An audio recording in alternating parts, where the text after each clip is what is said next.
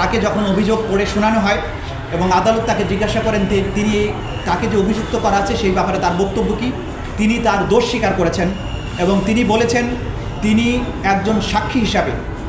এই যে ঘটনাটি মানবতা বিরোধী অপরাধ 2024-এর জুলাই আগস্টে হয়েছিল সেই অপরাধের সমস্ত কিছু যেহেতু তার জানবার কথা, তিনি সমস্ত তথ্য আদালতকে উদ্ঘাটনের ব্যাপারে সহায়তার মাধ্যমে তিনি অ্যাপ্রুভার হতে চেয়েছেন এবং সেই প্রার্থনাও আদালত মঞ্জুর করেছেন। সুতরাং তিনি পরবর্তীতে এই আদালতের সুবিধাজনক সময়ে তার বক্তব্য উপস্থাপনের মাধ্যমে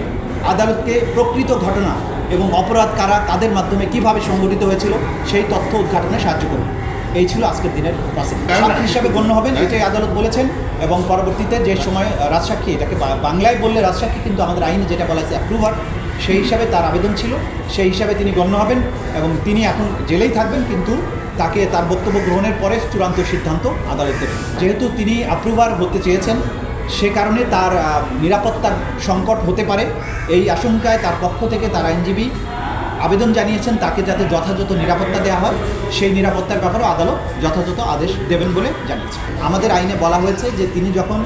তার সাক্ষ্যের মাধ্যমে ট্রু এবং ফুল ডিসক্লোজার, তার বক্তব্যের মাধ্যমে যদি ট্রু এবং ফুল ডিসক্লোজার হয় তখন এটা আদালতের ডিসক্রিপশন অনুযায়ী আদালত তাকে ক্ষমা করতে পারেন